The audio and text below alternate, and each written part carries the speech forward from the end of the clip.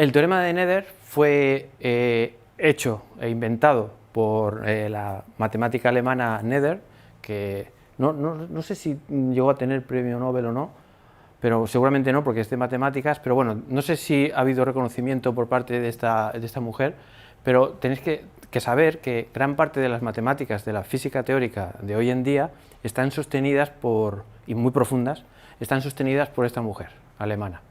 O sea, y además tiene muchísimo mérito porque eso fue conseguido pues, a principios del siglo XX, cuando el machismo, en fin, imperaba y casi no se dejaban ni estudiar a las mujeres. O sea que esta mujer fue una heroína.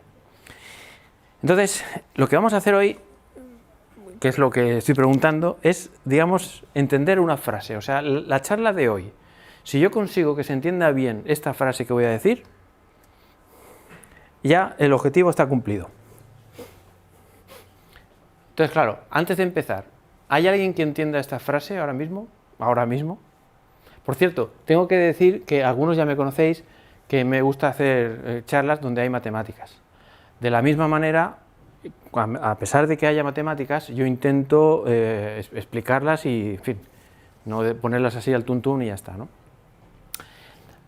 Y esta nuevamente va a ser una charla que va a tener un alto contenido en matemáticas. Por tanto, si alguien sale huyendo, despavorido, yo no me enfadaré, ¿vale?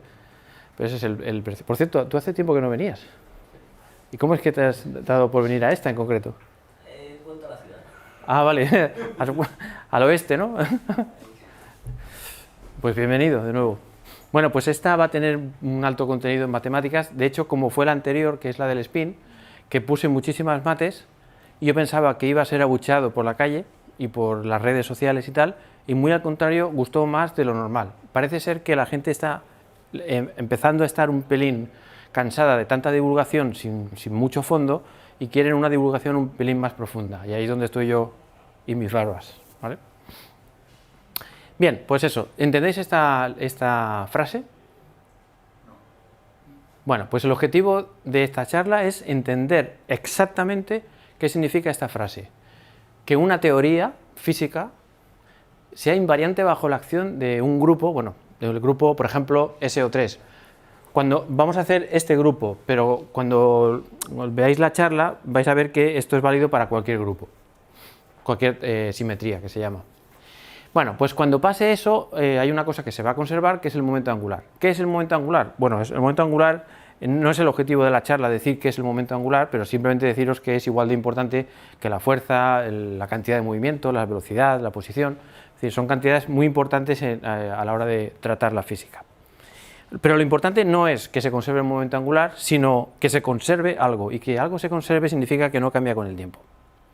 Entonces, para hacer tal empresa, digamos, ¿no?, lo que voy a hacer básicamente es enseñaros unas pequeñas técnicas rapidísimas de aproximación de funciones, qué son rotaciones, qué son los grupos de Lie, un pelín de cómo se enfoca la física moderna y por fin el teorema de Nether y luego pues algunas frasecillas de conclusión.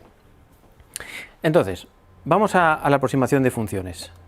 A ver, supongamos que tenemos el eje X de toda la vida, que son números. Y tenemos también definida una función. ¿Tienes el pitorro? No, ¿no? Y tenemos, bueno, definida una función. ¿Qué significa tener definida una función? Pues significa que a cada punto X del eje este de aquí le corresponde otro número. Y normalmente se representa con la longitud de la línea azul. Es decir, si aquí hay un 2 y allí arriba hay un 6, significa que la imagen de 2 es 6. O sea que la función vale 6 cuando X es 2. O sea, una función de toda la vida. Esa línea naranja que hay ahí indica, digamos, la pendiente que tiene la función en ese punto. O sea, que si la función creciera, la pendiente es positiva, y si la función está bajando, es pendiente negativa. ¿Y cómo se sabe la pendiente de la recta tangente? Pues con la derivada. ¿Tenemos que saber derivar nosotros ahora? No. ¿Pero tenemos que saber lo que significa una derivada? Sí. Una derivada es el ritmo con el que cambia la función a medida que cambia la x, o sea, más o menos lo inclinado que está. Insisto, si alguien sale despavorido, no me enfadaré, porque hoy va a ser un poco matemático. Es que no hay manera humana, que yo sepa, de hacer algo de física teórica donde no haya nada de mates. ¿Hacemos el esfuerzo? Bien, entonces, esto de aproximar una función, ¿qué quiere decir? Bueno, pues nosotros podemos decir, oye, si esta función de aquí la tiráramos un poquito para allá, pues a lo mejor, pues no sé si se ve, ¿no? Lo punteado, pues claro, la función a lo mejor si fuera recta, pues querría decir que la función un poquito más para allá, pues estaría ahí arriba, ¿no? ¿Es esto verdad? No, porque la función no tiene por qué ser recta, la función puede hacer ondulaciones o lo que sea. Pero si el punto en el que miramos un poquito más a la derecha está lo suficientemente cerca, entonces sí que se parecerá mucho. Entonces, cuando yo o alguien dice en matemáticas cerca, lo que está diciendo es que si aquí hay x, aquí habrá x más un poquito. Este poquito se le llama poquito, entre comillas, pero más técnicamente es un número infinitesimal. Entonces, un matemático vendría y definiría bien lo que es un número infinitesimal, pero nosotros a efectos prácticos vamos a decir que un número es infinitesimal, o sea, muy pequeñito, si cuando se eleva al cuadrado es prácticamente cero. Eso es para nosotros un número infinitesimal, en plan práctico total. Por lo tanto, nos hemos alejado un pelín a la derecha, un pelín de nada, infinitesimal, un número muy pequeñito, y entonces diremos, bueno, pues entonces la función aproximadamente en ese punto, pues seguiría la recta. Entonces tendríamos este valor. Entonces, ¿de dónde sale esa fórmula de ahí arriba? Bueno, pues si uno sabe que tiene dos puntos y quiere saber la recta que pasa por esos dos puntos, se hacen unos cálculos muy rápidos y sale eso. Entonces, lo importante no es ver cómo sale en esta charla, lo importante es entender qué significa eso. Aquello de allí significa, si usted quiere saber el valor de la función un poquito más a la derecha del valor x, lo único que tiene usted que hacer es sustituir el valor de la función aquí y sumarle el trocito ese que se ha ido usted a la derecha por el valor de la pendiente de la función aquí. Eso es lo que dice esa historia. ¿Que esto se entiende? Fantástico. ¿Que no se entiende? No pasa nada. Simplemente que sepáis que tenemos una formulilla para aproximar la función un poquito más allá si sabemos cuánto vale aquí. Pero si queréis os pongo un ejemplo numérico para ver un poco cómo sería. Nosotros sabemos esto y queremos predecir lo que va a pasar un poquito más allá. Fijaos que el poquito aquí es 0,01, ¿vale? Esto es por poner números, ¿eh? La altura de esa línea azul, que es la función, vale 6, la pendiente vale 3, por decir algo, aquí, ¿vale? En el punto 2, vale 3, y por lo tanto, si sustituimos en la formulita aquella de allí, los números, pues nos da, hostia, no he puesto lo que da, ¿no? Bueno, 6,003 o algo así. ¿Es esto verdad, que la función ahí vale 6,003? No, pero casi. ¿Alguna pregunta de momento? ¿No? ¿Esto solo se puede hacer con una función de una variable? No, se puede hacer, por ejemplo, con funciones de 2 variables, 3 variables o 500.000 variables. Nosotros, lo único que la fórmula cambia un poquito, pero no mucho. Si por ejemplo estamos trabajando en 2 dimensiones, pues ahora no solo hay una x, sino que habrá una x1 y una x2, o sea, 2 variables. Entonces, esto significa estar en algún punto, o sea, dar x1 y dar x2 significa estar en algún punto del eje, por ejemplo aquí. Entonces sustituiríamos esos dos números en la función y nos daría otro número, que es la altura a la que está, o sea, eso azul es la intensidad, lo que vale la función en ese punto. Y la única diferencia que hay entre lo de ahora y lo de antes es que antes solo necesitábamos una inclinación, o sea, un número, y ahora, como estamos en 2 dimensiones, es en realidad un plano lo que es tangente. Entonces necesitamos 2 números para decir cuánto está inclinado el plano así y cuánto está inclinado así.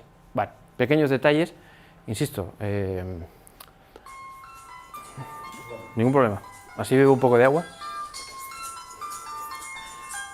Fantástico, así puedo beber agua tranquilo. Vale, ¿hace falta saber qué significan las derivadas parciales esas que hay ahí? Esa letrita rara y tal. No, simplemente que sepáis que los físicos, cuando tuvieran esto en sus manos, sabrían lo que tienen que hacer y ya está. ¿Tenemos que aprender o qué significa exactamente y tal? No, simplemente tener en cuenta que si sabemos la función en un punto y sabemos sus derivadas, podemos saber lo que vale la función un poquito más allá. ¿Queda claro este mensaje? Y diréis, ¿y esto qué tiene que ver con...? Bueno, ya veréis. Ah, vale, bueno, pues eso, os doy la formulita. Simplemente, si queremos pasar de este punto a este otro punto vecino, que aunque lo haya puesto muy grande, en verdad es un número muy pequeñito, lo que pasa es que he hecho un zoom, pues la x aumenta en un poquitito, epsilon 1, que es un número infinitesimal muy pequeño, y la x2 aumenta en epsilon 2. Bueno, pues con todos estos números los sustituimos allí y tendremos la función un poquito más allí, ¿vale? Con 3 variables sería la misma fórmula, pero poniendo 3 señores, o 4 o 27. Ya está, capítulo de aproximaciones finiquitado, vamos a las rotaciones. Este capítulo es el más importante. Porque, ¿por qué hablo yo de rotaciones? Bueno, hablo de rotaciones porque es muy, digamos, intuitivo. O sea, todo el mundo puede entender qué significa girar algo y es el prototipo estándar de grupo de Lie. ¿Y qué es un grupo de Lie? Lo voy a decir enseguida, pero un grupo de Lie es lo más maravilloso que ha creado la física moderna para estudiar la naturaleza, digamos. Ya veréis por qué. Entonces, yo, cuando estaba preparando esta charla, digo, a ver, ¿qué hago? ¿Lo hago en general? ¿O escojo un grupo muy bonito, que es el de las rotaciones, explico todo como si solo hubieran rotaciones y no se pudiera hacer nada más, y luego al final digo que esto que hemos hecho se puede hacer con todo? Y he cogido este camino. ¿Vale? O sea, que no penséis que las rotaciones es lo único que se puede hacer. Después ya, cuando veáis este ejemplo, ya os diré las pistas de cómo se trataría si no fueran rotaciones. Entonces, las rotaciones, por favor, tenéis que entenderlas. Y si no las entendéis, tenéis que preguntarme. A ver. Supongamos un plano de 2 dimensiones. Y supongamos que tenemos un punto ahí, en algún sitio de ese plano. Todo el mundo está de acuerdo en que necesitaremos 2 números para especificar la posición de ese señor. El número de arriba es lo que mide esto, y el número de abajo es lo que mide esto. ¿Estamos de acuerdo? Doy 2 números y ya tengo la posición de una pelota, por ejemplo.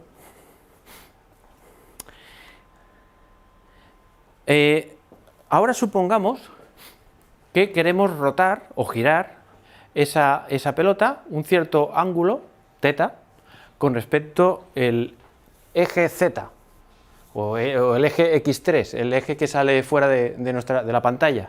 ¿Vale? Si giramos en torno al eje X3, o el eje Z si queréis, pues entonces pues la pelota, en vez de estar ahí, estará allí y habrá habido un giro de θ, hasta 30 grados, por ejemplo.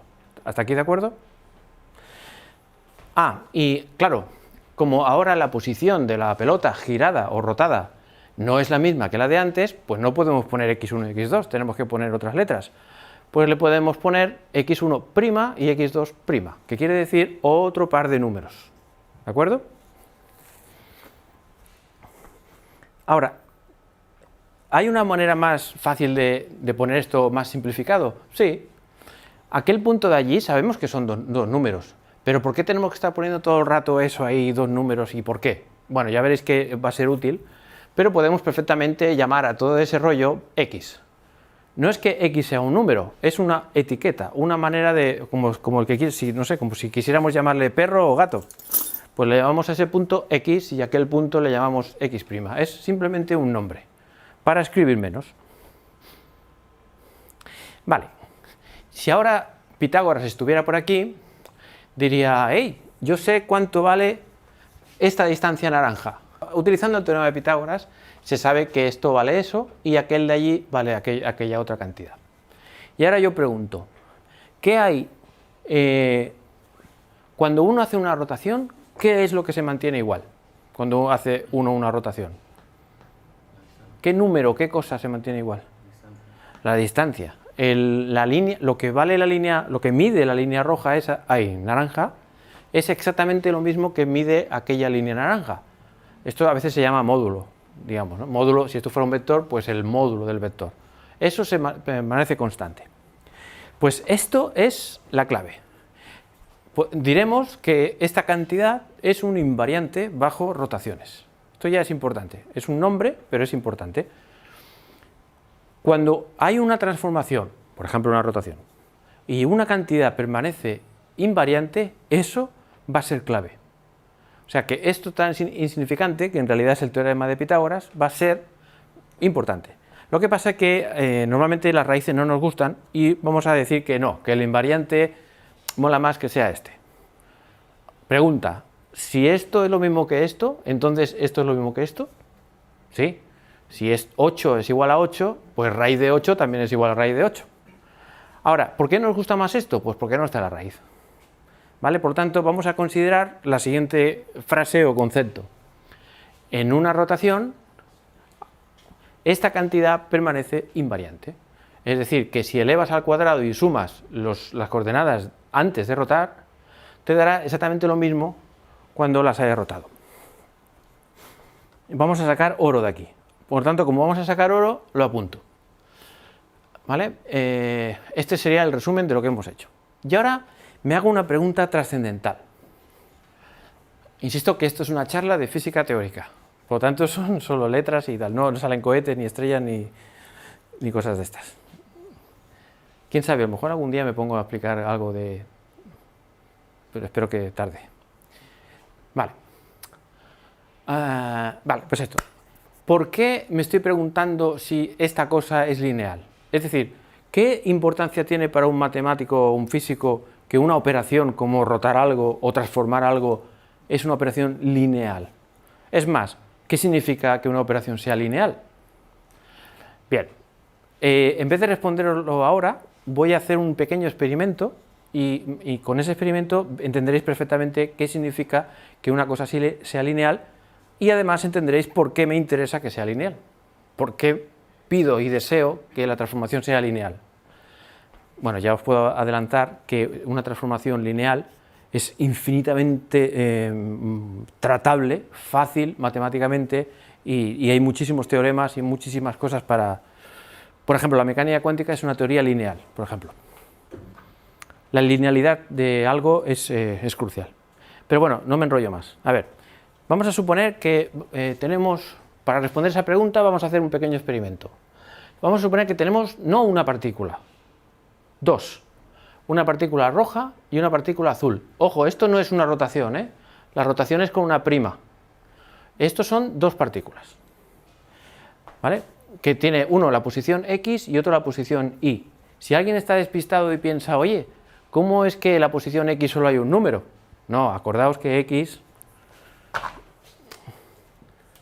significaba dos números, X1, X2, ¿vale? Esto sería la pelota 1. Y pongo otra letra, Y, estos son otros dos números, y esto es la pelota 2. Bueno, o pelota azul, o en fin, ¿vale? Estos son dos partículas. Y las cosas esas naranjas podrían ser como flechas, vectores o lo que sea. Por lo tanto, se pueden sumar. ¿Cómo se suman dos flechas? Con la regla típica de que se hace en bachillerato o cuarto de eso, por ahí, que es la regla del paralelogramo, que es, cogemos este señor, lo ponemos aquí y unimos los dos puntos. Así es como se suman dos vectores. Por lo tanto, la suma de esos dos vectores da X más Y, y es esta cosa. No es que ahí haya ninguna pelota, eso es una operación abstracta que es sumar flechas. Ahora, roto un cierto ángulo, este señor. ¿Entendéis la nomenclatura? Si yo tengo aquí algo, pues el algo prima es que ha rotado, ¿de acuerdo? Y lo almaceno ahí. Fijaos que está almacenado, se ve, ¿no?, que lo he almacenado, lo que daba. ¿Qué es esto? Repito, sumar estos dos señores para que dé no sé qué, y lo roto. Eso es lo que da esto. Pero ahora vamos a hacer al revés. En vez de sumar y rotar, vamos a rotar primero y luego sumar. Primero rotamos. Entonces, claro, como hay dos señoras, pues rotamos la señora Y, rotamos la señora X, sumamos, perdón, no sé qué he hecho. Ah, no, pues sí, exacto. Las he borrado para que no molesten. Las sumo y resulta que da lo mismo que antes. Entonces, conclusión, sí que es lineal. Es decir, una operación es lineal en matemáticas cuando da igual sumar y luego rotar, que primero rotar y luego sumar. Esto es lo que se llama una operación lineal. ¿Algún comentario? Bien.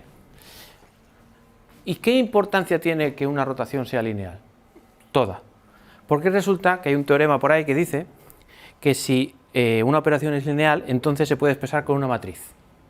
Así que acabo de demostraros, más o menos, si me vieron matemático me pega una hostia, pero más o menos os acabo de dar un esbozo de argumentación para deciros que tiene que existir una matriz R, por cierto, una matriz, ya sabéis que en este caso, como estamos hablando de dos dimensiones, pues una matriz será un número por aquí, otro número por aquí, otro por aquí y otro por aquí. O sea, una matriz, ¿vale? Una tabla con 4 números. Sabemos que esta matriz existe para rotar, porque la operación es lineal, simplemente por eso. Ahora, la pregunta es, ¿y esta matriz cuál es?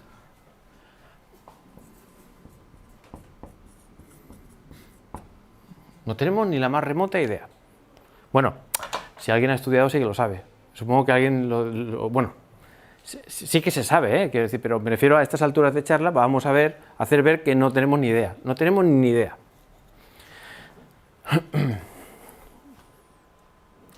Bueno, pues esto. La pregunta es, ¿esta matriz qué le pasa, no? Entonces, ¿qué es lo que vemos? Pues vemos que lo único que sabemos en una rotación es esto, lo que ya os he puesto antes, ¿no? Que la hipotenusa es igual a la otra hipotenusa. Pero ahora acabamos de aprender, por el hecho de que R sea lineal, acabamos de aprender que para pasar de un punto al otro rotado, lo podemos hacer mediante una matriz. ¿De qué manera? Pues multiplicando esa matriz por este vector o este punto, hacemos las operaciones típicas de multiplicar matrices y obtendremos un par de números que serán las coordenadas del punto rotado. Esto lo sabemos que existe porque la operación es lineal. No me canso de repetirlo para que quede claro. Cuando voy mirando así es por si esto está grabando y todo, ¿eh? Bien. Entonces, os digo un par de cositas de notación. A ver, os recuerdo, X es el punto y eso, si está puesto de esta manera, es una columna, pero lo podemos poner en forma de fila y entonces se le pone la letra T mayúscula arriba, que significa traspuesto. Siempre las matrices las podemos transponer, son cosas de notación. Entonces, y luego además me invento una notación, que es la notación x al cuadrado. ¿Qué significa x al cuadrado? Si x es aquel rollo, ¿qué significa x al cuadrado? Pues significa esto, x traspuesto por x. ¿Y qué es x traspuesto? Eso. ¿Y qué es x? Eso de ahí. ¿Y eso cuánto da? Pues por las reglas típicas de la multiplicación de matrices, esto da este señor por este señor más este señor por este señor. ¿Eso quién lo dice? ¿Me lo invento yo? No, son las reglas típicas de las matrices. Cuando hacemos eso, sorpresa, nos da esto de aquí. Por eso me he inventado todo este rollo.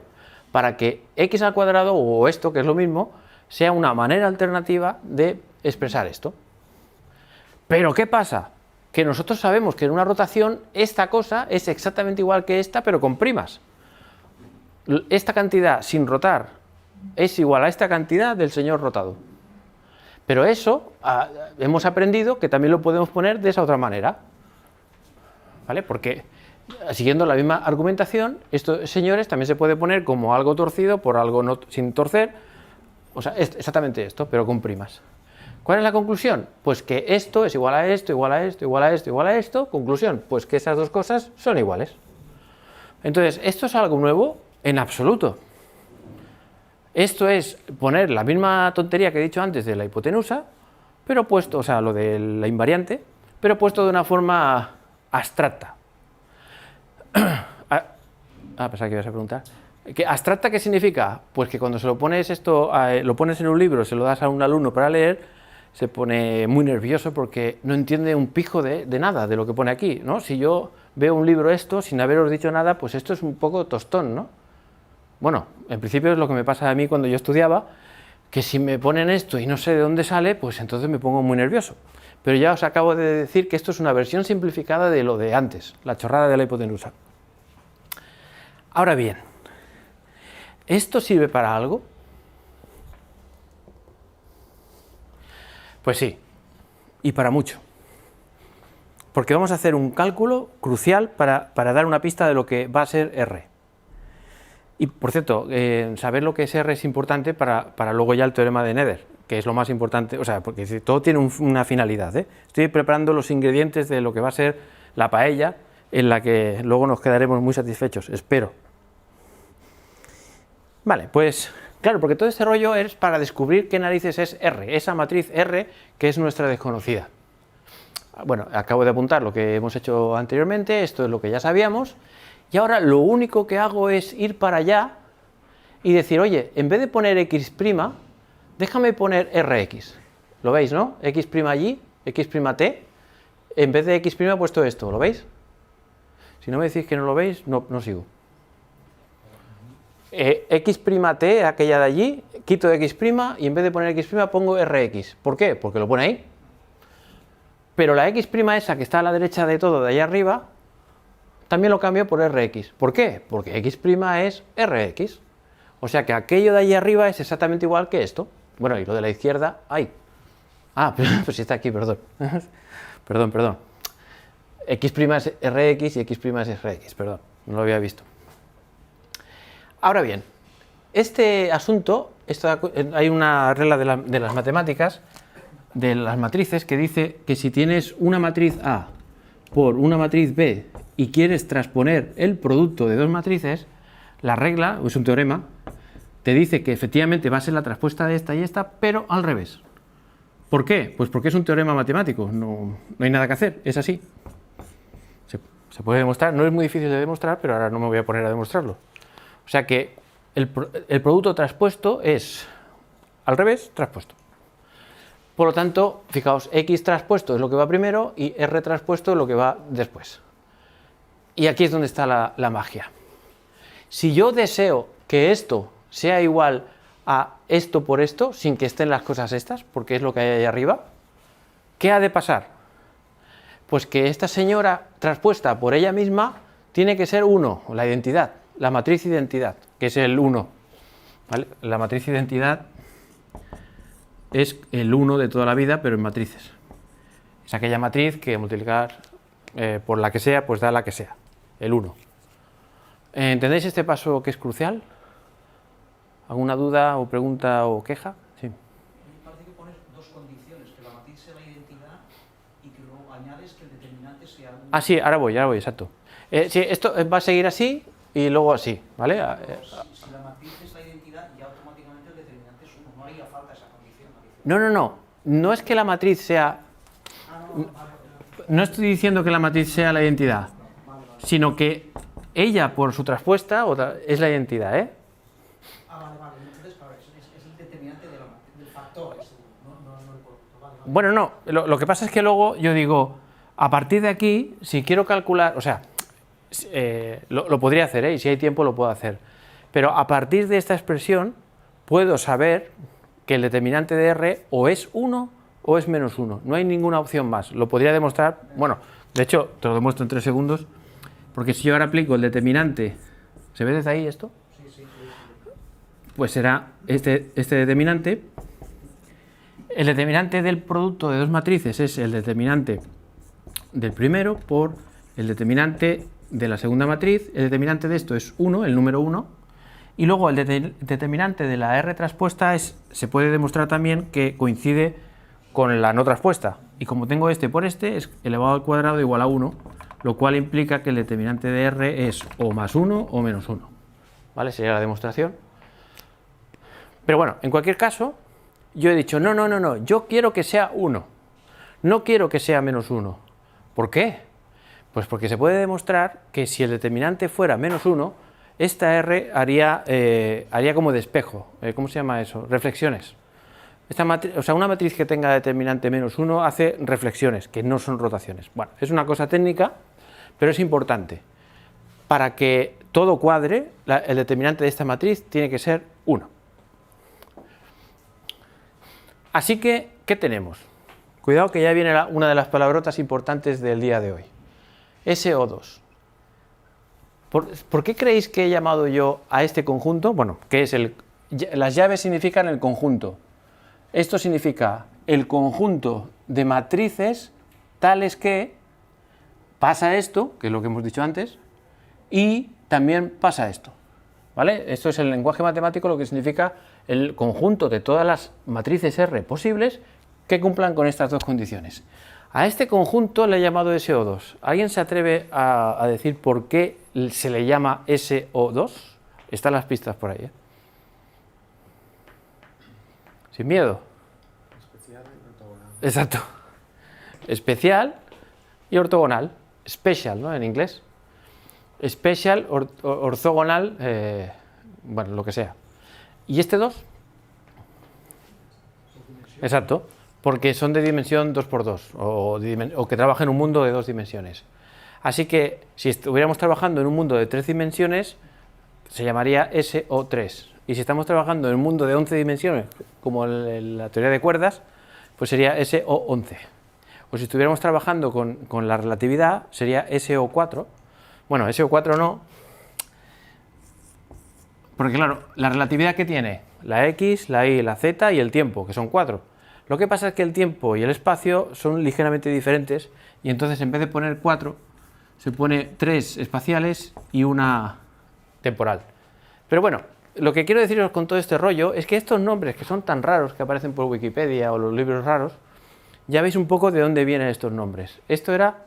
Sí. Es que el paso a encontrar el determinante, si no lo explicas de una forma un poco más para los que no sabemos lo que es el determinante de la matriz, ¿quieres decir algo?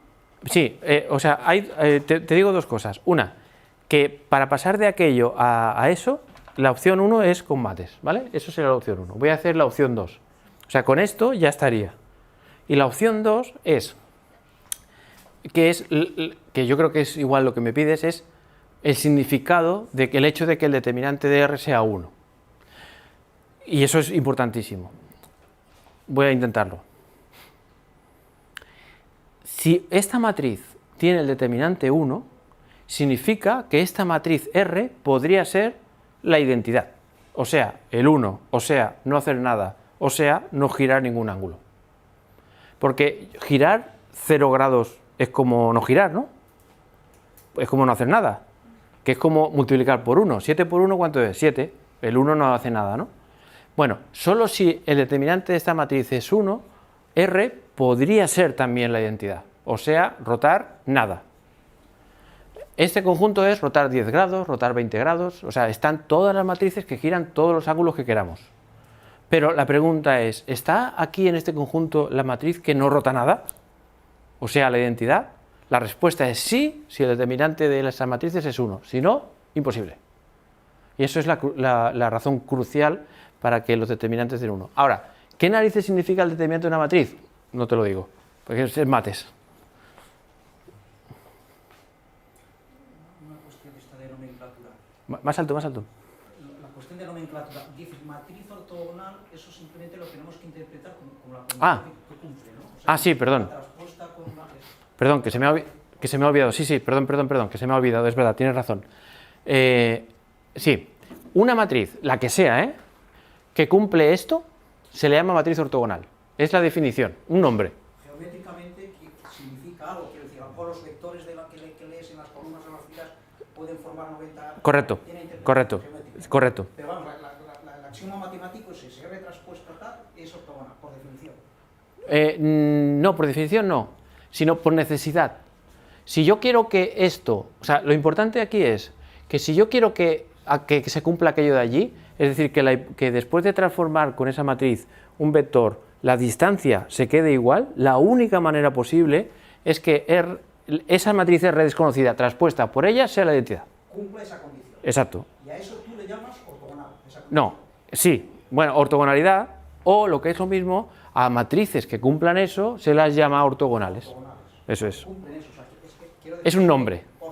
La ortogonalidad se define en matrices de esa manera. Exacto. Con esa forma. Exacto. Si yo tengo una matriz M en economía que no tiene nada que ver con rotar ni nada, que resulta que la transpuesta por ella misma es esto, pues hay un físico... Lo de ortogonal geométricamente me suena lo de Sí. esta.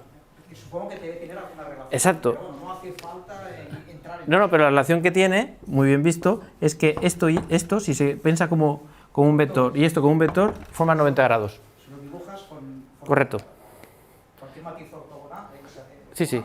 sean las que sean los vectores esos, si los dibujas, pueden girar. Eso y es. ellos siempre formarán 90 Eso es, que no deja de ser curioso. ¿Vale? Pues, pero fijaos la grandeza de todo esto es que no tenemos ni la más remota idea de lo que es R. Entonces, hasta aquí lo único que hemos hecho es demostrar que podemos expresar una rotación con R. Acordaos de lo de lineal. Una transformación que sea lineal permite implementarse con una matriz. Y en segundo lugar, aquello de allí nos viene a decir necesariamente que tiene que pasar eso. Y eso nos obliga a que el determinante sea o 1 o menos 1. Y yo no, los físicos o matemáticos o quien sea, eligieron 1 para que aquí dentro pudiera estar la matriz identidad, que es como rotar 0 grados. ¿Vale? De aquí, o sea, está todo hilado. Pero quien tiene la responsabilidad de todo este rollo es aquello de allí arriba, lo de Pitágoras. ¿Por qué digo esto?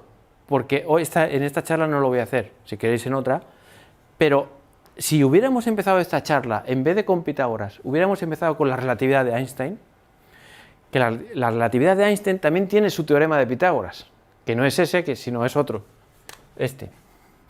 Dicho en plan rápido, le falta la c de la velocidad de la luz, pero ahora, para hacerlo sencillo, el teorema de Pitágoras de la relatividad es este. Esto es lo que tiene que permanecer invariante. Y podríamos hacer todo esto de forma similar y llegaríamos a una teoría de la relatividad.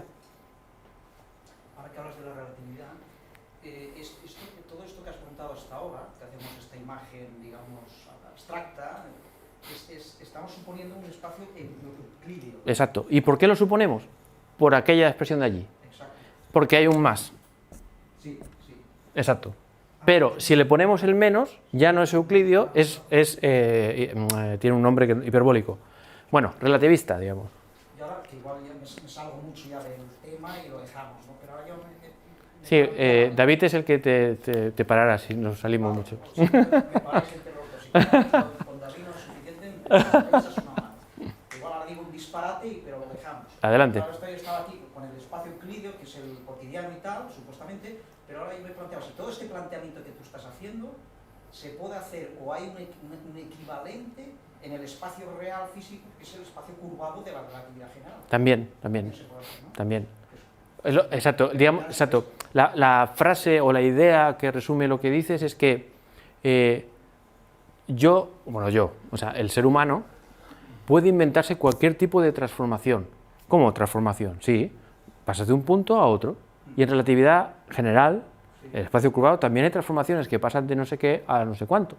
De un sistema de referencia inercial a otro, etcétera, ¿no? O sea, son transformaciones.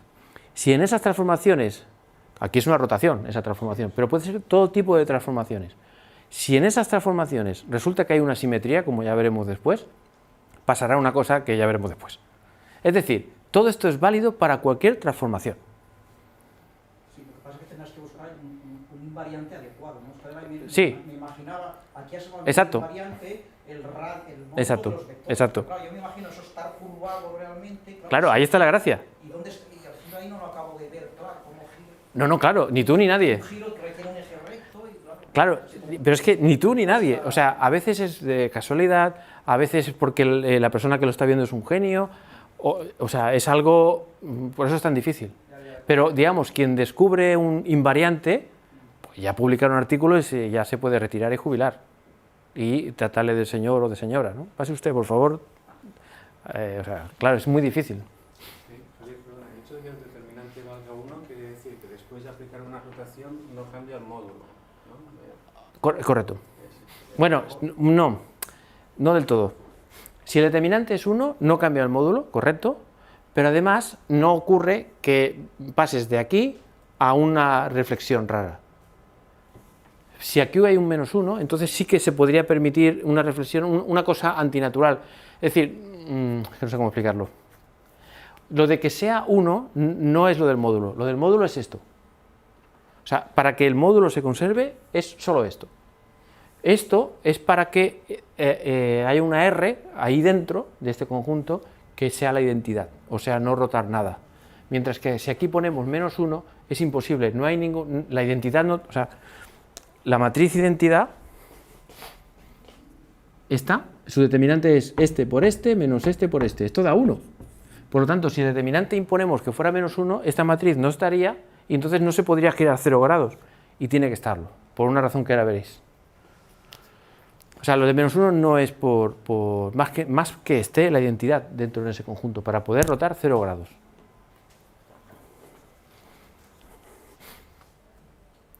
Vale, ya vamos con el concepto grupo de Lie, que es, ya veréis que lo voy a pasar muy rápido porque ahora ya, lo más complicado ya lo hemos pasado. Entonces vamos a ver, bueno, claro, grupo de Lie. Aquí hay dos palabras, primero grupo y luego la palabra Lie. Lie fue un matemático, hostia, ahora no sé si inglés, ¿no? Sueco, eso, sueco. Sophus Lie, es verdad.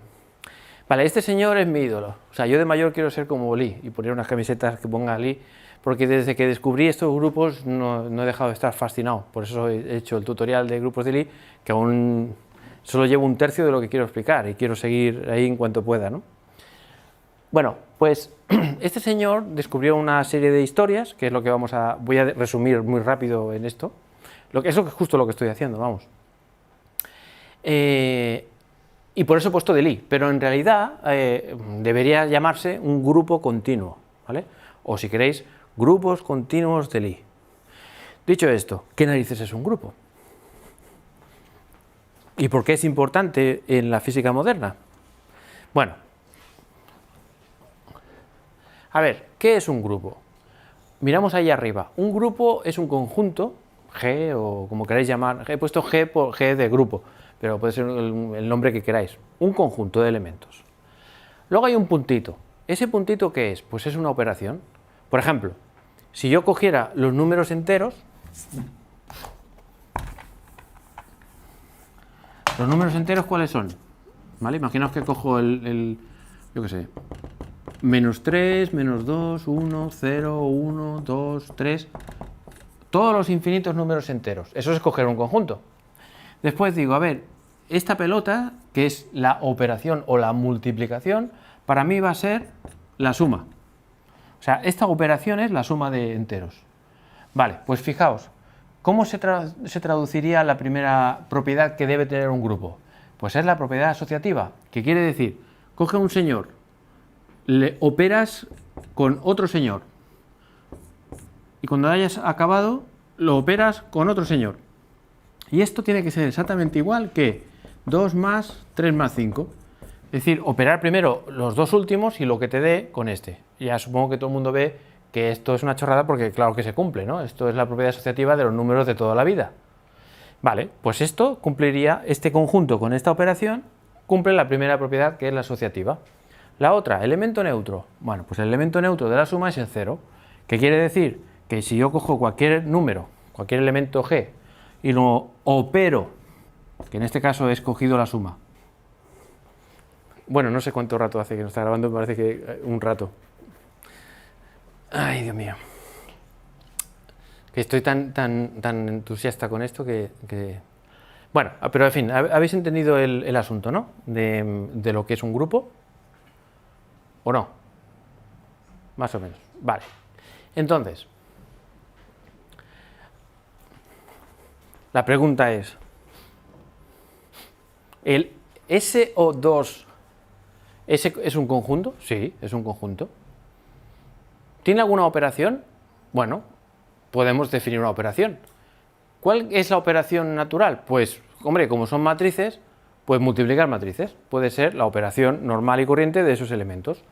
Es decir, que al igual que aquí hemos considerado que la operación es sumar, pues en este inventillo que vamos a hacer ahora, para este grupo, pues vamos a inventarnos la operación multiplicar matrices.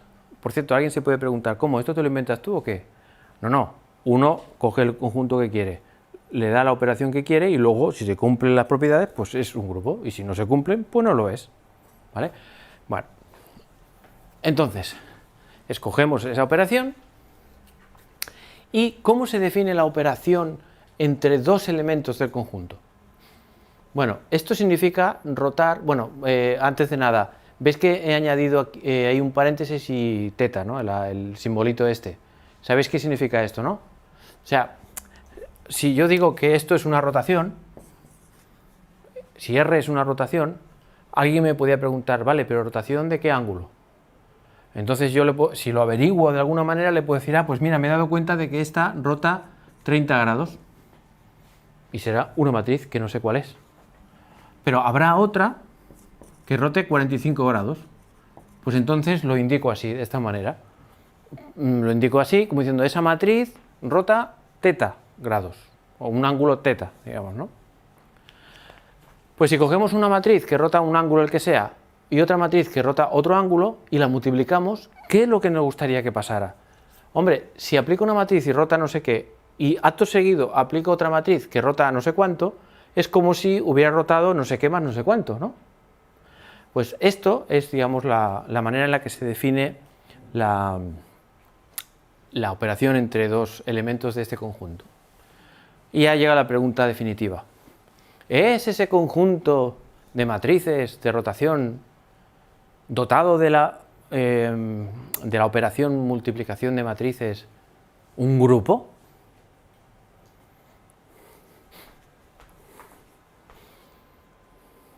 Pues sí. ¿Por qué? Pues porque las matrices, la multiplicación de matrices es asociativa, no lo digo yo, sino que ya se sabe de los libros de texto básicos de primero de carrera, se puede demostrar que cumple la propiedad asociativa. ¿Existe un elemento neutro? Sí, porque girar 0 grados es como no hacer nada, que es la identidad. Y para cada rotación siempre existe un inverso, que es, si yo giro 30 grados, ¿cuál es el inverso? ¿Qué operación hace que es como si no hubiera hecho nada? Pues si giro 30 grados es girar menos 30 grados. Y al final es como si no hubiera hecho nada, ¿no? Por tanto, cada rotación tiene su inverso, que es rotar menos, o sea, al contrario. Como se cumplen las tres propiedades, es un grupo. Pero, ¿por qué es un grupo de Lie o un grupo continuo? Por una razón muy tonta. Y es que, ¿cuántos elementos tiene el conjunto de SO2? Infinitos. Porque yo puedo girar un grado, o puedo girar 1,2 grados, o 1,7448956. O sea, puedo girar el ángulo que me dé la gana, y ese ángulo es un número real y continuo. O sea, que es infinito el número de posibilidades. Por tanto, cuando los elementos dependen de un parámetro, un número, continuo, entonces al grupo se le llama continuo o de Lie. Así que no hay más, esto es un grupo de Lie. Entonces, esto así visto, pues dirá, ah, pues está guay, es divertido, pero resulta que esto tiene unas consecuencias profundas en la física teórica. Antes de seguir, ¿alguna pregunta? Pero claro, seguimos teniendo la pregunta de antes. ¿Qué narices es R teta? Porque yo en este ejemplo de aquí, yo sabía que esto giraba 90 grados, ¿pero por qué lo sabía? Pues porque ya sé de qué va esto y me lo he estudiado. Pero si nosotros no hemos estudiado, ¿cómo vamos a saber qué números son estos? ¿Y girar 30 grados? ¿Y girar a 180? No se sabe, nadie lo sabe. Entonces hay un truco para saberlo. Vale, y esto que voy a decir también es la esencia de los grupos de Lie. Así que un poco más de concentración, no falta demasiado para que acabe la charla, o sea que unos minutos, ¿podéis aguantar unos minutos más? No sé. ¿Sí? Bien. Vale, pues vamos a averiguar qué es R teta. Una vez hayamos averiguado qué es R, qué pinta tiene la matriz, ya está. Vamos al teorema de Nether, os lo explico así en plan, esta vez sin muchas matemáticas, y a casa contentos o no contentos. Ojalá que contentos. Y contentas. Vale, vamos para allá. Nuestro objetivo es encontrar R de teta. Vale, entonces, ¿qué es una rotación infinitesimal? Pues rotar un ángulo muy pequeño. ¿Qué es un ángulo infinitesimal? Pues aquel ángulo tal, o que el número tal que elevado al cuadrado es prácticamente cero, lo que he dicho al principio, ¿vale? Entonces, si yo roto un ángulo muy pequeñito y después roto otra vez un ángulo muy pequeñito y otra vez un ángulo muy pequeñito, ¿es verdad aquello de allí? Si roto y luego roto, es como si rotara 3 veces lo pequeño. Es lo que hemos hecho ahí, ¿no? Bien. Pero es como rotar un cierto ángulo más grande, ¿no? Teta. Por lo tanto, ¿qué vemos? Que epsilon, ¿a qué es igual?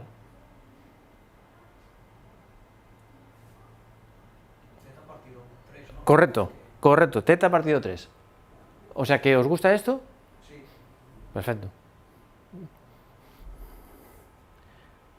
¿Y esto? Repito, el paso de antes, de esto, tal por tal por tal, ¿es lo mismo que tal al cubo? Sí. Vale, sí, ¿no? Y digo, bueno, y alguien me podía preguntar, ¿y por qué 3? Podemos poner n, ¿no? O sea, 1500 pequeñas rotaciones para llegar al ángulo teta ese, ¿no? O sea, he dividido en 3 trozos por poner algo, pero podían ser 4, 5 o 500.000. Así que antes de dar el siguiente paso, ¿esto está claro? Vale. Ahora viene lo del principio de todo, lo de la aproximación de funciones. A ver,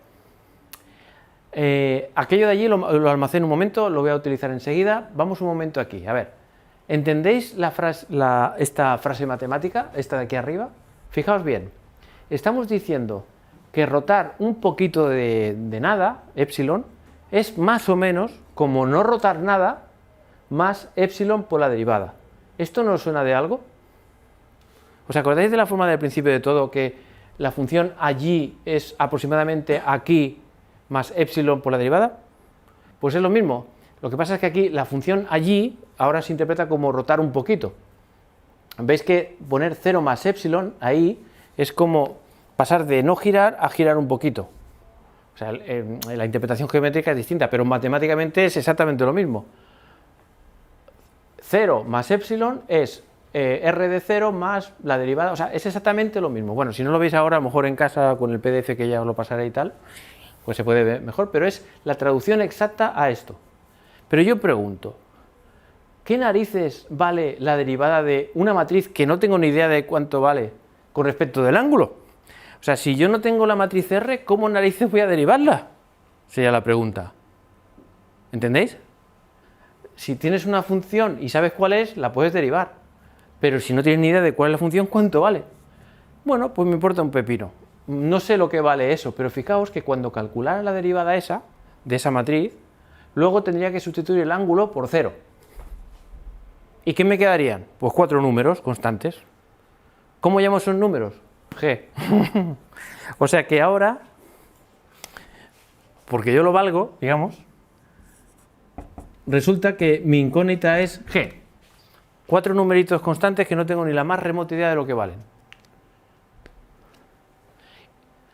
Y esta G se llama matriz generadora del grupo o de las transformaciones. Esta es la matriz más importante de la charla de hoy. Sí. Claro, esta ecuación de aproximada que has puesto aquí, al final supongo que será así, pero entiendo que ahora solo sería válida para ángulos pequeños. Correcto, correcto. Esto de aquí es solo válido para cuando quieres rotar un ángulo extremadamente pequeño. Es pequeño. No. A la izquierda, digamos que sería un diferencial también. Sí, porque fíjate. Una diferencial de rotación, claro. Sí, bueno, exacto, porque esto es un ángulo finito, 30 grados, lo que sea, pero n es gigantesco, gigantesco. Por tanto, esto sería un número pequeño, o sea, infinitesimal. Por tanto, solo esta fórmula, efectivamente, como tú dices, Es un giro infinitesimal. eso es. Y lo único que estoy diciendo que girar un poquito es casi lo mismo que no girar más algo. Y ese más algo, ¿cómo lo he puesto? Pues con la epsilon esta, siguiendo esta fórmula de aquí, y luego, en vez de poner derivadas, pues pongo, yo qué sé, una letra, que no tengo ni idea de lo que vale. Pero lo que sí que os digo es que esta G, le he puesto G de generador. Esa matriz es, insisto, la más, como lo veréis enseguida, ya me quedan nada, unos minutos rápidos, esa matriz es la más importante de esta charla. Se llama la matriz que genera la rotación, el grupo, la importante. ¿Se puede ver ahora? No, pero lo vais a ver enseguida.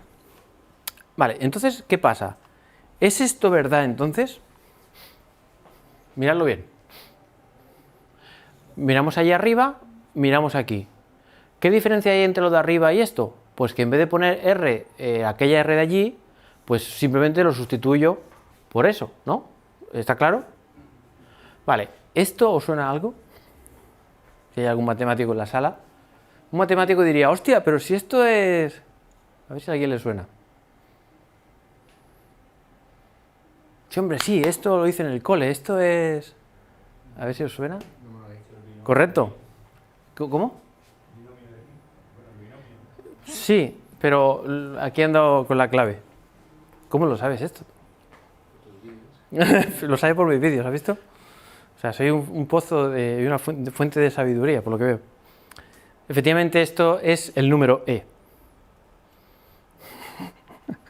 No os preocupéis que lo voy a demostrar en un ejemplo chorra en la siguiente diapositiva. A ver, esto que acabo de hacer es una de las cosas que más me sorprendió en la vida. Cuando de repente, esto lo vi por primera vez en la asignatura de mecánica cuántica, que de repente el profesor, de un día para otro, puso en la pizarra, no digo el nombre del profe porque sé que me sigue en Facebook, y yo también a él, puso en la pizarra el número E de toda la vida, el 2,71, multiplicado, bueno, esto es un número, ¿no? Pero hay multiplicado, elevado a una matriz. O sea, lo que estoy diciendo es muy fuerte. Si no os sorprende es que estáis dormidos y dormidas. Bueno, podría ser que estuvierais dormidas ya antes, pero bueno. Lo que estoy diciendo es que la matriz R esta de aquí puede ser E elevado a 1, 2, 3, 4, me lo invento. Un número elevado a una matriz, ¿eso qué cojones es? ¿No? Perdón por las palabrotas. Pues enseguida os lo voy a decir. Pero, dime. Y además también a mí me sorprende eso y quizá me sorprenda más que, claro, ese formulismo lo aceptamos para números reales. Exactamente. ¿Por qué hacemos el paralelismo con la variable matriz, con matrices? Exacto, exacto. Lo que tú vienes a decir es, ¿lo que vale para números también vale para matrices? ¿O me estás vendiendo una moto? ¿No? La respuesta es que mágicamente también vale para matrices. Habría que demostrarlo, ¿eh? Supuestamente alguien lo habrá demostrado eso, supongo. Sí, sí, sí. De hecho, yo intentaba demostrarlo en el tutorial de grupos de Lie. Ahí está bastante bien. Pero ahora voy a hacer un esbozo rápido, muy fácil.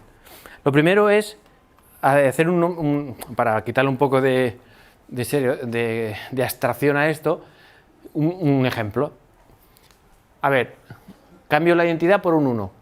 Cambio lo que había antes, que bueno, lo de la teta g entre n y tal, lo cambio por un 2 entre un número muy gordo y elevado a ese mismo número gordo, 5000. Vale, pues eso de ahí, lo que yo digo es que es aproximadamente e elevado a 2. ¿Por qué 2? Porque hay un 2 ahí arriba. Si en vez de 2 hubiera un 7, pues esto sería e elevado a 7. En fin, el número que hay arriba es lo que va aquí. Es lo que estoy diciendo. Eso es aproximadamente esto. Y cuanto más grande sea el número ese, el 5000, cuando tienda a infinito, pues eso será exactamente igual que esto. O dicho de otra manera, si lo hacéis con la calculadora, veréis que eso da aquello, esto da aquello, y es muy parecido. No es lo mismo, pero muy parecido. O sea que cuanto mayor sea el número ese, el 5000, más verdad es. Por lo tanto, si estuviéramos, tal como dices, si estuviéramos hablando solo de números, entonces sería, vale, pues vale. Pero con matrices, ¿no? Pero es que la salvación está en esto que voy a poner. Bueno, en lo que voy a poner después. Pero antes vamos a suponer que eso es verdad, que para las matrices vale, que ya te lo digo yo que sí. Pero luego digo una cosa, De hecho, lo voy a decir ahora. ¿Qué es G? A ver, una pregunta. Si alguien nos viene y nos dice lo que es G, ¿ya tendríamos resuelto el problema o no? El problema es cuánto vale R, Ese era el problema. Pues sí, si me dices cuánto vale G, lo sustituyo allí y ya sé lo que es R. Ahora, me quedo muy anodado de qué narices es eso y cómo lo pongo yo para hacer cálculos. Eso es otra cosa, que ahora lo digo. Pero resulta que G se puede saber perfectamente lo que es a partir de aquí. ¿Os acordáis de esta expresión? Aquello que hemos dicho, matriz ortogonal y tal. Pues con esta expresión puedo saber lo que es G. Aquí lo tenéis. Como la expresión aquella es válida para cualquier ángulo, también lo es para epsilon, un ángulo pequeñito. Entonces, si es también válida para un ángulo pequeñito, pues sustituyo la R aquella, pues 1 más epsilon por G. Y como hay un traspuesto allí, por eso hay un traspuesto en la G. la otra lo cambio por lo que es, empiezo a multiplicar este por este, más este por este, bla, bla, bla, bla, y tenemos todo eso de ahí. Pero ¿qué le pasa a epsilon al cuadrado? Que es 0. Es eso lo que decíais, ¿no? Por tanto, se va. ¿Y qué le pasa a esa identidad y a esa identidad? Se cancela porque está sumando a ambos lados. Y al final, ¿qué queda? Ese término más el otro término, saco factor común esto, me queda esto. Y esto, si queremos que sea 0, quiere decir que esto y esto tiene que ser lo mismo, pero cambiado de signo. Y esta cosa de aquí, cuando resulta que una matriz es igual a ella misma cambiada de signo y transpuesta, a esa matriz se le llama antisimétrica. ¿Y qué es una matriz antisimétrica? Bueno, la que cumple esto, ¿no? Pero una matriz antisimétrica que de dimensión 2 es esta, que es que tenga ceros en la diagonal y los mismos números aquí, pero cambiados de signo. Una matriz que tenga estas propiedades es una matriz antisimétrica, que es esta propiedad de aquí. Por lo tanto, ya tenemos la G, y ya acabo con esto, ya son los últimos, ya vamos al teorema de Nether, que es la clave de hoy, y no os preocupéis que las grandes matemáticas han pasado ahora, no os voy a dar más tostón. Ahí está una de las cosas de lo que significa tener una matriz elevada en un exponente. ¿Os fijáis en lo de arriba, e a la 2? ¿Alguien había visto esa fórmula alguna vez? La de arriba de todo. Eso se llama el polinomio de Taylor. Bueno, hay un teorema matemático que dice que es verdad que e elevado a cualquier número real resulta que cumple eso. Donde los signos de admiración significa que es un número factorial. Por ejemplo, 4 factorial, el de allí, significa 4 por 3 por 2 por 1. 5 factorial, 5 por 4 por 3 por 2 por 1. Es una manera de ponerlo, ¿no? Bueno, pues se puede demostrar que e elevado a cualquier número es eso. Entonces, lo que se interpreta como e elevado a una matriz es exactamente lo mismo. Fijaos, el 1 de allí, una identidad. El 2 aquel, que es lo que hay arriba, pues este señor aquí. El 1 partido 2 factorial, igual. Y allí hay 2 al cuadrado, pues significa que cogemos este señor y lo elevamos al cuadrado. A la 3, a la 4, hasta el infinito. Cogemos con el ordenador y calculamos g al cuadrado, que es la matriz esa que os he dicho antes, multiplicada por ella misma y lo sustituimos. G al cubo, g a la cuarta, tal, y esto que parece un infierno, en verdad se simplifica mucho, y al final, después de unos cuantos cálculos, da esto.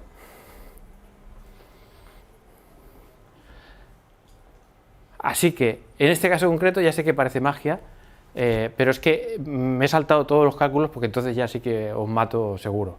No son muy difíciles, y de hecho están en el tutorial. Como están en el tutorial, pues ya quien quiera saber más, pues...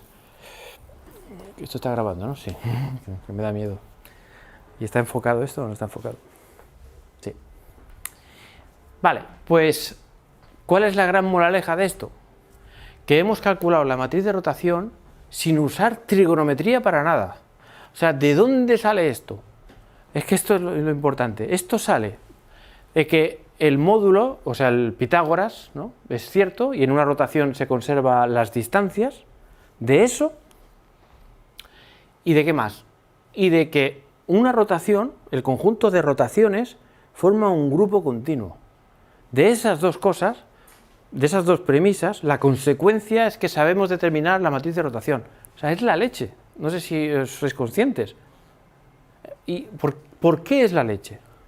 Pues porque si yo hubiera partido, en vez de Pitágoras de toda la vida, de lo que os he dicho antes, de la relatividad, aquí sabéis que hubiéramos obtenido aquí. Hubiéramos obtenido las transformaciones de Lorentz, las que relacionan las coordenadas de un punto en un sistema de referencia y en otro inercial. O sea, de donde parte la relatividad. Y para obtener eso, lo único que teníamos que haber hecho es cuál es el teorema de Pitágoras en la relatividad y asegurarnos de que esas rotaciones, entre comillas, formen un grupo de Lie. Y hubiéramos llegado. Claro, eso en cuanto los físicos lo descubrieron, dijeron, esto es la hostia. O sea, que eso quiere decir que cuando yo me tenga que inventar una nueva teoría, Pues me lo voy a inventar así, a ver cuáles son los invariantes o cuáles son las simetrías o lo que sea. Y es el nacimiento de la física teórica. Entonces, voy al grano. Esto solo son 2 diapositivas, esta y otra más, que es para deciros, no para explicaros lo que es esto del lagrangiano y todo eso, sino para deciros lo que es en un par de frases, porque lo importante no es qué es esto, sino si esto que os voy a decir ahora tiene una simetría, entonces hay una cosa que pasa, que es el teorema de Nether, ¿vale? O sea, no os voy a explicar qué es esto, solo un par de frases. A ver, Newton es el tío, el héroe americano no, el héroe inglés, ¿no? de 1700 y pico, y con sus leyes de Newton describió pues todo el universo conocido en aquella época y durante 3 siglos. Hasta que llegó la relatividad, el electromagnetismo y la mecánica cuántica, Newton y sus leyes eran los reyes del mambo. Pero unos franceses y tal, y un inglés, Euler, Lagrange y también un tío que se llama Hamilton, pues un siglo después o por ahí empezaron a darse cuenta de que las leyes de Newton se podrían formular de otra manera, a su manera, y que aquello en ese momento era un divertimento. Ah, mira, podemos describir algo equivalente a las leyes de Newton, pero que no habla de Newton ni de las leyes ni nada, sino otra cosa que nos hemos inventado. Aquello no era más que un capricho, una diversión, muy elegante, muy bonito, pero resulta que luego fue tan útil y tan bueno para inventarse nuevas teorías que al final este es el enfoque moderno de la física teórica de ahora, no solo de Newton, sino de la teoría cuántica de campos, la cromodinámica cuántica, todas las teorías, todas tienen su lagrangiano, su acción, etcétera, etcétera. O sea, este es el enfoque moderno. Entonces, 4 palabrillas. Toda teoría que se precie tiene que tener un lagrangiano. ¿Qué es un lagrangiano? Pues es la energía cinética menos la energía potencial. ¿Qué es la energía cinética, la T esa? Pues es aquella energía que tiene una partícula por el hecho de estar moviéndose, de tener una velocidad. ¿Qué es la energía potencial? La energía que tiene una partícula por el hecho de sentir fuerzas conservativas. Pero bueno, no entro en más detalles. O sea que si te mueves y sientes fuerzas, tienes un lagrangiano. Insisto que no quiero explicaros esto ahora, solo es de pasada. ¿Qué dice la ley aquí, digamos? Pues la ley dice, si tu teoría tiene un lagrangiano y deseas saber cómo se va a mover tu sistema, haz esta integral, la integral entre 2 puntos del lagrangiano S. La integras con respecto al tiempo y al final te da un número, 7, por ejemplo. ¿Se va a mover tu sistema de esa manera? Bueno, depende. Si ese número que tú has obtenido es el más pequeño posible de todas las trayectorias posibles, así se va a mover tu sistema. Si no, no. Es decir, el principio de mínima acción nos dice que las partículas, las de toda la vida, las de Newton, la mecánica de toda la vida, las pelotas de billar, los planetas y tal, se mueven de tal manera que minimizan esa acción, esa integral. Claro, y alguien puede decir, hostia, ¿y cómo se resuelve eso? Bueno, pues llegaron Euler y Lagrange y dijeron, no te preocupes, resolver eso de ahí es un rollo, pero ya lo hemos resuelto por vosotros y simplemente resuelves estas ecuaciones y es completamente equivalente a encontrar el mínimo de la acción. Ah, vale, vale. Eso es lo que hacen todos los físicos, no hay ningún problema, es matemáticas, pero bueno, pero la idea es esa. Y si queréis, os pongo un dibujito así rápido de lo que acabo de decir. Imaginaos que una pelota está esto es una pelota, por ejemplo, una pelota de tenis que está en un punto A y más tarde está en un punto B. Y la pregunta que nos hacemos es, ¿cuál es la trayectoria de verdad que seguirá? La que diría Newton. Pues la trayectoria que sigue es aquella que al ponerla en el lagrangiano y hacer esta integral da el número más pequeño, ¿vale? Eso es lo que os he dicho. Muy bien, pero ya vamos, esto es lo último, al teorema de Nether. Y fijaos todo el rollazo que os he tenido que contar para explicaros el teorema de Nether, porque si no os explico todo lo demás, pues este teorema no se entiende. Y antes de explicarlo, ¿hay alguien que haya intentado leer el teorema de Nether alguna vez en su vida? Bueno, yo antes cuando estaba estudiando y tal, y años más tarde, Digo, hostia, voy a mirar el teorema de Nether. Y, hostia puta, ya otro día. Años más tarde, venga, esta vez sí, voy a mirar el teorema de Nether. Hostia, follón, tío. Y para preparar esta charla, joder, ni siquiera en Wikipedia. O sea, el teorema de Nether está hecho en todas las... Ya lo veréis, buscad cuando veáis el vídeo o cuando lleguéis a casa, poner teorema de Nether, compararlo con lo que os voy a decir ahora y me decís, ¿vale? Bueno, el teorema de Nether tiene una apariencia matemática muy extraña y muy complicada y muy esto. Entonces la manera en la que se enseña es crucial. Entonces, pues ese ha sido mi esfuerzo, explicarlo de la manera más facilona. Así que, please, si en algún momento tenéis que estar concentrados, tiene que ser ahora. No os perdáis el teorema de Nether, que es para donde hemos venido. Es uno de los teoremas más importantes de la física teórica moderna. Bien, para explicar el teorema de Nether son dos cosas. Uno, deciros qué es una simetría continua. Y dos, qué significa que el lagrangiano tenga una simetría continua. Eso es el teorema de Nether. Primera parte, ¿qué es una simetría continua? A ver, estamos de acuerdo que toda teoría que se precie, física, tiene un lagrangiano. ¿Qué es el lagrangiano? Me da igual, lo que sea, ¿vale? Pero los físicos dicen, dame tu lagrangiano y te diré quién eres, ¿vale? Y te puedo decir vida y milagros. Bien, pues tenemos un lagrangiano ahí. Pero el lagrangiano, ¿qué es el lagrangiano? Pues es un número. ¿Por qué es un número? Porque el lagrangiano será lo que tú quieras, la energía cinética menos la potencial, lo que tú quieras. Pero la energía cinética depende de la masa, ¿vale? Bueno, eso está claro, de la partícula, pero depende de la velocidad que tenga y la energía potencial depende de la posición que tenga. Por tanto, si tú sabes la velocidad y la posición de tu partícula y lo sustituyes por aquí, al final esto da un número, 8. Y si sustituyes otra velocidad y otra posición, pues dará 9.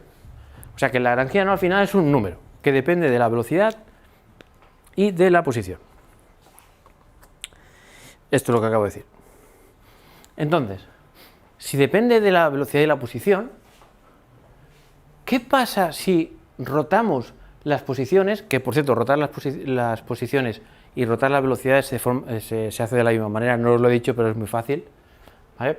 Pues si rotamos las posiciones tal como hemos hecho todo el rato con una rotación de estas típicas normales y corrientes que hemos visto, ¿vale? Si rotamos, ¿qué estamos haciendo? Pues estamos pasando, fijaos, imaginaos que hemos sustituido por esta velocidad y esta posición y nos da 8. Y ahora rotamos, pues tendremos una nueva posición y una nueva velocidad rotada, ¿no?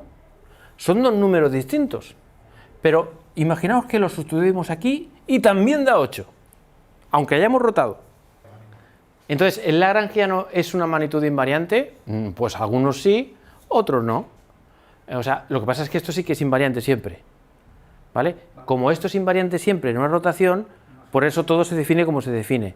Y luego, cuando ya está todo claro de cómo rotan las cosas y todo, y que esto permanece invariante siempre, entonces, sobre ese espacio con el que vamos a trabajar, pues podemos definir cosas como fuerzas, velocidades, lagrangianos, energías o lo que sea, ¿no? Que dependerán de las velocidades y de las posiciones. Y la mayoría de veces el lagrangiano no es invariante bajo una rotación, no. Pero si por aquellas casualidades de la vida, y en ese momento, en cuanto el lagrangiano se queda invariante, es cuando aparece el teorema de Nether y dice...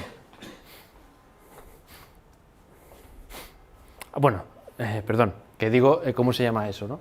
El lagrangiano o la teoría tiene una simetría SO2, ¿vale? Esto es una manera de decir esta chorrada. Si un lagrangiano es invariante bajo rotaciones, pues quiere decir que el lagrangiano es simétrico o que la teoría tiene una simetría SO2. ¿Por qué SO2? Acordaos que era el nombre que le dimos al conjunto de matrices que forman un grupo, en fin, ¿vale? Rotar en 2 dimensiones. Bueno, y si es en 3 dimensiones, pues SO3, el grupo que le toque. Y este es el teorema de Nether. No os preocupéis porque tal como está aquí no se entiende una mierda, ¿vale? No pasa nada, enseguida voy. A ver, lo de abajo no miréis un momento, miremos arriba. ¿Se entiende la frase si el lagrangiano L es invariante bajo una simetría continua? ¿Esto se entiende? Es lo que acabo de decir. es lo de hacer una rotación y que se quede igual, el lagrangiano, ¿vale? Bueno, pues las palabras bonitas que aparecen en los libros es, si el lagrangiano L es invariante bajo una simetría continua... Simetría, perdona, ¿por qué simetría? La palabra simetría Vale. es un concepto que sabemos lo que quiere decir, pero ¿cómo lo aplicamos? Vale, se dice que hay una simetría cuando, bajo una transformación, cuando al cambiar las coordenadas, esa cantidad, digamos, permanece igual o constante o invariante. Entonces se dice que hay una simetría. A ver, que no hay más, ¿qué es eso? O sea, en este caso podríamos cambiar... Ah, espera. variante bajo Tú dices simetría pues, en plan de algo bonito. Ah, ¿Por qué se les ocurre el nombre de simetría? Y no, vale. ¿Qué es simétrico detrás de todo esto? Vale. Sí, siempre hablamos Bueno, de simetría. si un problema, por ejemplo, es esféricamente simétrico, ¿vale? Significa que es invariante bajo SO3. Es decir, que aunque le des la vuelta y tal, tiene la misma pinta. No, parece que no hayas hecho nada, ¿vale? Entonces, las simetrías, el hecho de que sea invariante bajo SO2 o SO3, hace que visualmente tenga una pinta u otra. O sea, está conectado con cómo se vería. Pero bueno, de momento, ponle como un nombre y ya... Porque estoy deseando que veas los ejemplos y a lo mejor así se ve. Entonces, existe una ley de conservación asociada. Entonces, ¿qué significa esto de que existe una ley de conservación asociada? Bueno, pues significa, llanamente, que existe algo, momento angular o cantidad de movimiento, o sea, una magnitud, algo que le llamamos Q, que muchas veces en el contexto de la teoría cuántica se le llaman cargas, pero no es que sean las cargas eléctricas, es que le ponen la palabra charge, o sea, carga, porque les gusta llamarle carga y ya está, no porque sea una carga. Una magnitud, Q, que permanece constante. O sea, si el L es simétrico, entonces hay algo, que le llamamos Q, que es constante en el tiempo. Que quiere decir que si vale 7 aquí y ahora, pues valdrá después 7 todo el rato. Ahora, la pregunta es, por eso es ley de conservación, una simetría nos dice que hay algo que se conserva, que vale todo el rato lo mismo. Pero la pregunta es, ¿y ese algo qué es? Esto. ¿Y entendéis por qué cuando uno va sin plan distendido para, bueno, le voy a echar un vistazo al teorema de Nether y ve esto, y hombre, da un poco de cosilla, ¿no?, verlo así?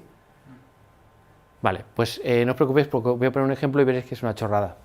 Pero, ¿qué es lo importante? Ya lo acabo de señalar aquí. Lo importante es que aparece la G aquella, ¿os acordáis del generador, la G esa que estaba en el exponente? Aparece aquí. O sea, es la hostia. Es decir, o sea, lo que estamos diciendo, ahora insisto, hago un ejemplo y veis que esto es una chorrada. Pero lo importante aquí es que si tienes una rotación y te das solo por hacer una rotación infinitesimal, si haces una rotación infinitesimal, ahí aparece la G, el generador, la matriz esa antisimétrica que hemos encontrado, ¿vale? La de... ¿sí? Esa matriz, la que aparece ahí, es la que define la magnitud que se va a conservar.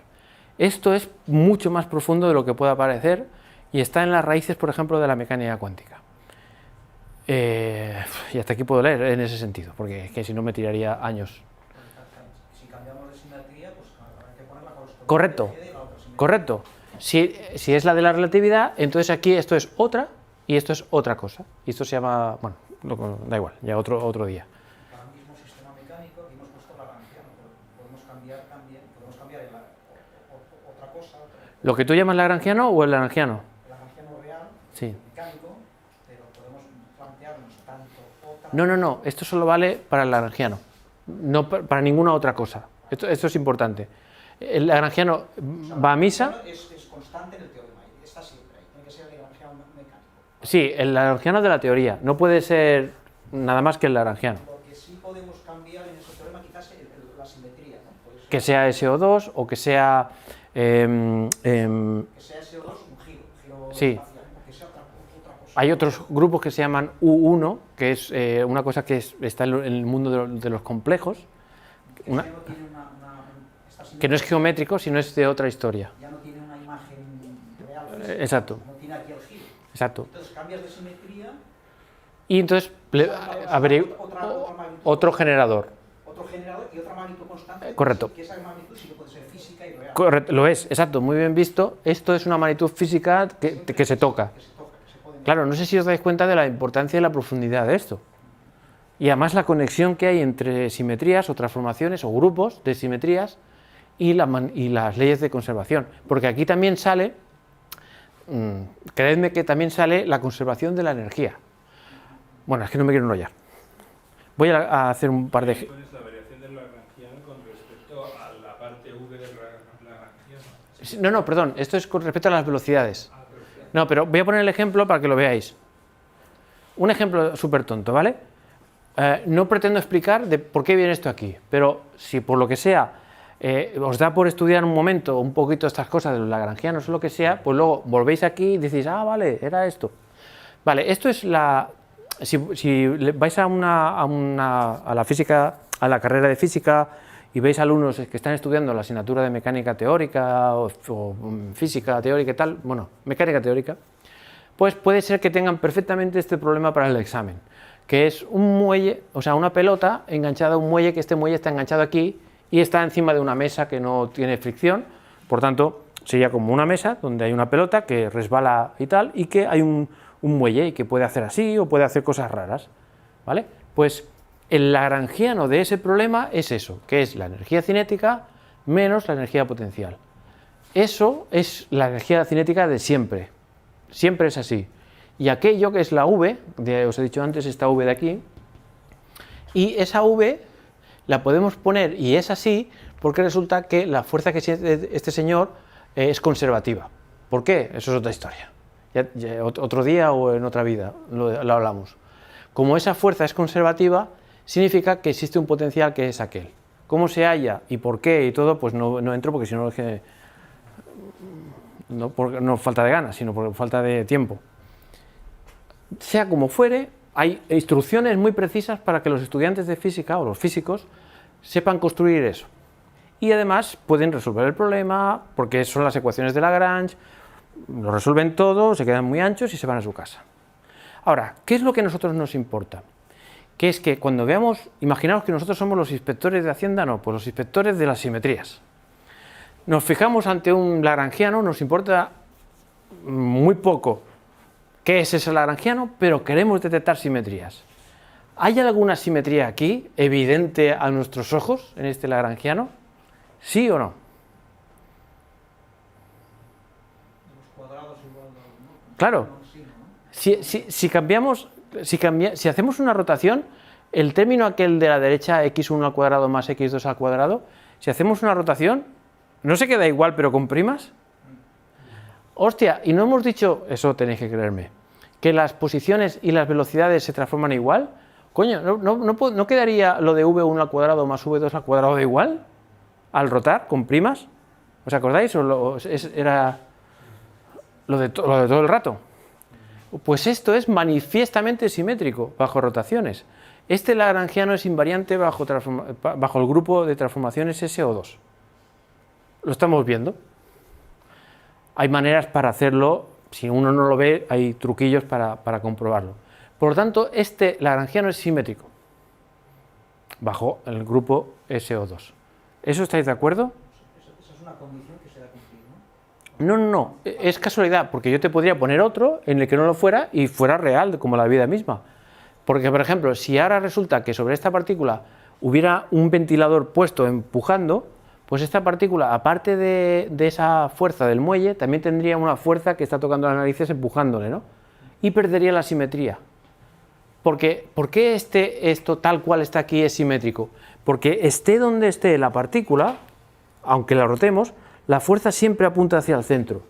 Y eso es una situación simétrica. Pero si alguien, por ejemplo, pone un ventilador empujando a esta pelota, pues entonces la fuerza esa va para allá y entonces ya, cuando cambie, ya no es una situación simétrica. Porque aquí, por ejemplo, la fuerza del ventilador y la del muelle forman 90 grados y cuando hemos girado, no, ya no es simétrico. ¿Entiendes? Y es física igual. O sea, que no pienses como es si de casualidad. Vale, entonces, ¿cuál es la magnitud que se conserva aquí? Pues echamos a mano a Nether y os lo pongo así en plan facilón para que veáis que tampoco es tan complicado. O sea, la Q era aquello, ¿verdad? Pues deriva usted el lagrangiano con respecto a las velocidades y lo coloca usted ahí en las columnas esas. Entonces la derivada del lagrangiano con respecto de V1, si lo miráis allí, es solo derivarlo del principio, bajamos el 2, en fin, la derivada de toda la vida y lo sustituimos, la derivada de toda la vida y lo sustituimos. Y allí pone que no hagamos solo la derivada, sino que la t aquella es que lo transpongamos, o sea, que lo pongamos así. Luego pon g, pues pongo g, el generador de la rotación. ¿Por qué pongo este generador de la rotación? Porque antes me he dado cuenta de que el lagrangiano es simétrico, si no, no puedo, ¿eh? Como antes he visto que el lagrangiano es simétrico, o sea que bajo SO2, por eso ahora puedo poner el generador de las rotaciones de SO2. Y luego la X aquella, pues es esto. Entonces hacemos este por este, este por este, este por este, luego, en fin, hacemos todas las operaciones. ¿Y qué nos da? Nos da esto. ¿Qué es esto? La coordenada X por la masa, por la coordenada Y vertical, menos la coordenada vertical por la masa, por la velocidad horizontal. Es decir, un mejunje de coordenadas X y velocidades y tal de la partícula. ¿Y esto qué narices es? Pues resulta ser el momento angular de toda la vida. El momento angular ya se descubrió hace muchísimo tiempo y es crucial en el movimiento de las partículas, de los planetas. El momento angular es una magnitud muy bien conocida por parte de los físicos. Pues, ¿de dónde ha salido esto? ¿Que es constante? Porque el problema es simétrico. Esto es la hostia. Y nada, y simplemente deciros, porque ya creo que os he pegado bastante tostón, que esto es muchísimo más genérico de lo que parece. Y con solo ver, digamos, que dos partículas, imaginaos que tenéis dos partículas que están solas en el espacio y no tenéis la más remota idea de qué fuerzas sienten, ni cuál es la teoría, no sabéis nada, ¿no? O sea, no tenéis ni idea de qué fuerzas sienten, pero por lo que sea, hacéis la suposición de que las fuerzas que sienten, sean como sean, solo dependen de la distancia que los separa, ¿vale? Pues si solo hacéis esa suposición, entonces este lagrangiano es simétrico, pero bajo SO3. ¿Por qué 3? Porque le doy la libertad de que viva en 3 dimensiones. Por lo tanto, insisto, si las fuerzas que sienten estas dos masas solo dependen de la distancia que los separa, entonces esto es invariante bajo SO3, porque v cuadrado y v cuadrado es invariante bajo rotaciones, las rotaciones que nos dé la gana del espacio, y esta R significa que aunque gires como gires, la R se queda igual, es una distancia, se queda igual. Esto es invariante. Y entonces eso, si hiciéramos los cálculos, de hecho los tengo aquí, ¿vale? Hacemos los cálculos, bueno, ya es que no os pego más tostón, ¿eh? Hacemos los cálculos, patapim, patapam, y al final llegamos a que el momento angular total es constante. O sea, el momento angular de una de las partículas más el momento angular de la otra partícula, sumado, es constante. Y diréis, bueno, ¿y qué? Bueno, pues esto es lo que se observa en las colisiones en el acelerador de partículas, pues llegan dos partículas subatómicas que se pegan una hostia, luego se van y tal. Entonces, mirando las simetrías del problema podemos ver qué cosas se conservan o qué cosas no se conservan. Y viendo violaciones de leyes de conservación es cuando se puede ver si el lagrangiano que nos habíamos inventado para describir eso es correcto o no. O sea, la conclusión de todo esto, y esta es ya la última diapositiva, la conclusión de... ¿Qué hora es? 9:05. Hostia, me he pasado mucho hoy. Mucho. Perdón. No quería. Claro, ya he visto que ha habido uno que ha caído, ¿no? El pobre hombre. Sí, sí. Bueno, la conclusión es que es lo que leéis aquí, ¿no? Que es un poco, bueno, todo lo que he ido diciendo. Entonces, o sea, bueno, si queréis lo leéis o no, en fin, ya lo dejaré en la descripción del vídeo, ¿no? En el link. Pero, o sea, la historia que acabamos de presenciar hoy es que el teorema de Nether no solo nos dice, ah, mira, si tienes una simetría se conserva esto, que es la hostia. Lo que nos dice es que si yo voy a un mundo extraterrestre en el que se supone que las leyes son otras o que yo que sé, que hay fuerzas raras o lo que sea, y me pongo a observar las simetrías que hay, entonces diré, puedo escribir lagrangianos para describir esa teoría que sean coherentes con esas simetrías. Es que no sé si, bueno, quiero decir que puedo tener una manera de saber si el lagrangiano que yo estoy escribiendo es correcto o no correcto dependiendo de las simetrías que haya.